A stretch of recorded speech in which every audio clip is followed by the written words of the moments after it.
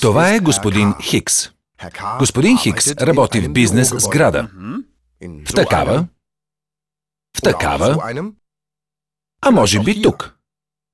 Но господин Хикс се чувства некомфортно. Зле му е. Често има главоболие, бързо се уморява и накрая просто е изтощен. Защо? Нека погледнем още веднъж една такава сграда. В нея е не само господин Хикс, а също и мебели, мокети, компютри, принтери, почистващи препарати, бои, цигарен дим и още. И те всички са вътре и остават вътре с неприятната си миризма, дим, вредни вещества. Това е така, защото модерните сгради днес имат специални строително-физични свойства. Те са топлоизолирани, пестят енергия, но свежият въздух в тях липсва. И сега, какво правим? Трябва ли в бъдеще да ходим така, или така, или така? Всичко това е ненужно, защото сега има Knauf Clineo.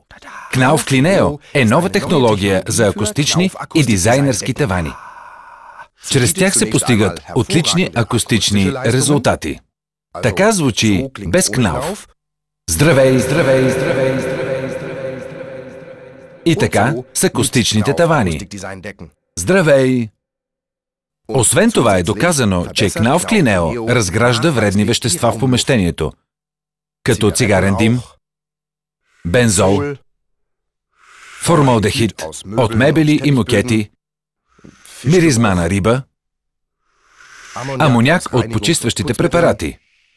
Всички те се редуцират значително с Knauf Clineo. Knauf Clineo се предлага в различни варианти. Кръгла перфорация, квадратна перфорация, слотлайн и в специални изпълнения. Един чудесен пример как Clineo влиза в употреба ще видим в град Котбус. Ето как в тази зала Clineo се грижи за чистия въздух. Clineo тук, и тук, и тук. Такъв телефонен център е само една от възможностите за приложение на перфорираните плоскости Knauf Clineo. Те намират приложение също и в заведения за хранене, болници, детски градини, училища. Всъщност навсякъде, където се събират много хора. Като например супермаркети, магазини, бюфети, конферентни зали, хотели, ресторанти. И така, господин Хикс, как ви се струва? Какво мислите след всичко чуто до сега? Правилно, дишайте спокойно. Knauf Clineo, първият акустичен таван, който пречиства въздуха. Knauf го може.